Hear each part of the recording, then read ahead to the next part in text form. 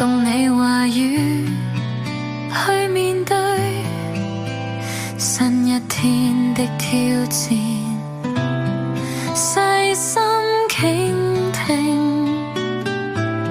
微聲的低語，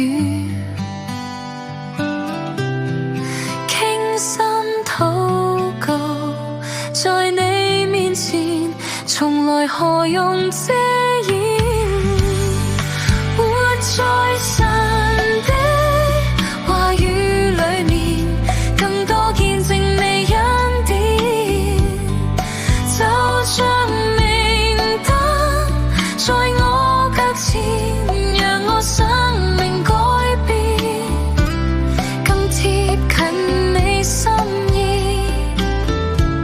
去活出主旨意，縱人生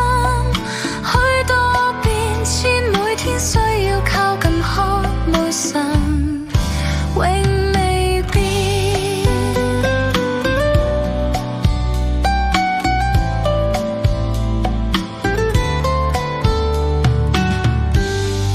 每段你的金句，默想多少遍，是你道理引導我